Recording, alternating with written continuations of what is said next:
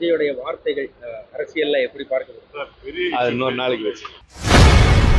முதலமைச்சர் மு.க.ஸ்டாலினை அங்கிள் என தாவேக தலைவர் விஜய் அழைத்தது குறித்த கேள்விக்கு எம்பி திருச்சூர் சிவா பதிலளிக்காமல் சென்றுள்ளார். ஒருவரை இந்த பொறுப்பிற்கு நாங்கள் வேட்பாளராக நியமித்திருக்கிறோம் என்ற மனநிறைவும் ஏற்பட்டது. இன்றைக்கு பத்திரிகைகள் கூட அதை நன்றாக சொல்லியிருக்கின்றன.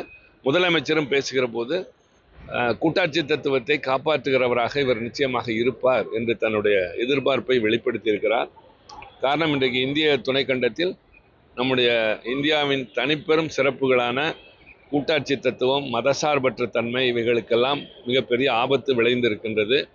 பன்முகத்தன்மை என்பது பழுதுபட்டிருக்கின்றது.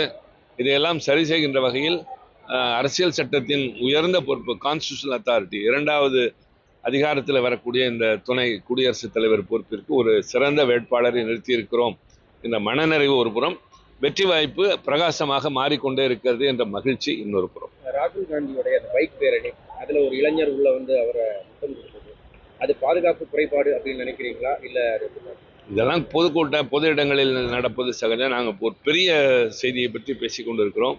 நடைபெறப் போகிற தேர்தல் இந்தியாவின் ஒரு இன்றியமையாத தேர்தல்.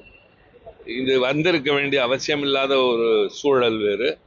முன்னால் இருந்தவருடைய பதவிக்காலம் முடிப்பதற்கு முன்பாக அவர் வெளியேற்றப்பட்டார், ஏதோ ஒன்று. ஆனால் அவருக்கு பின்னால் இந்த தேர்தல் நடைபெறுகிறது.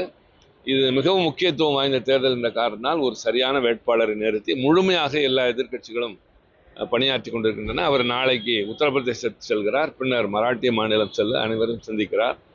அந்த வகையிலே நான் சொன்னதைப் போல் சிறந்த ஒருவரை நிறுத்தியிருக்கிறோம் என்ற மனநிறைவும் வெற்றி பெற வாய்ப்பு பிரகாசமாக இருக்கிறது என்கிற மகிழ்ச்சியும் கூடிக்கொண்டிருக்கிறது. இரண்டாவது மாநாட்டில் நடிகர் விஜயுடைய வார்த்தைகள் அரசியல்ல எப்படி பார்க்கணும்? அது இன்னொரு நாளைக்கு வச்சு. செய்திகளை உள்ளது உள்ளபடி தெரிந்து கொள்ள ரெஃப்ளெக்ட் நியூஸை சப்ஸ்கிரைப் பண்ணுங்க.